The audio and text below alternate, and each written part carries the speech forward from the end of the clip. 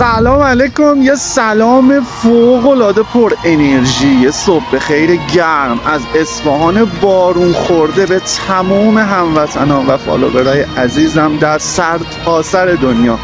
امیدوارم امروزتون مثل این هوای زیبای اصفهان پر از نشاط و سلامتی و برکت باشه.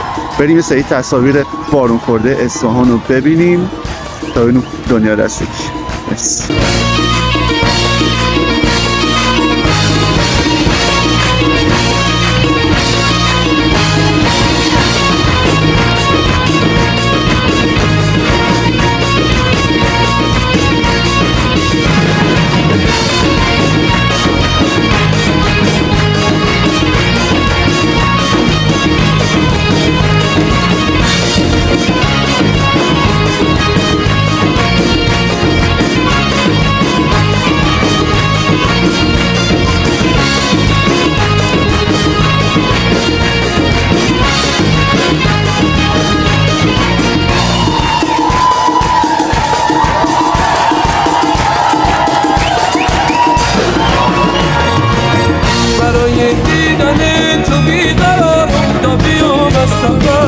بیام و حلقه بر در بزنم که اومدم خبر میام تا سر بذارم روی سینه تا که باور کنی نفس گیره برام بی تو دیگه زندگی نمی‌شود.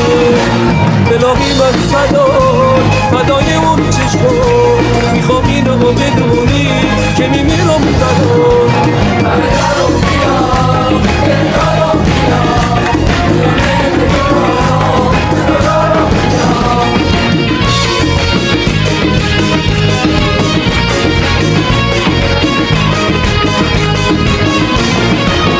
میام تا عمر موغان باز دوباره به تنم جون بده میام تا گرمیه بوسه تو به رگم خون بده بکش دست محبت بر سر من خستگی رو بگیر بذارم بری بمونم تو یه دست مهربون هستی الهی من فدای اون چشم میخوام اینو بدونم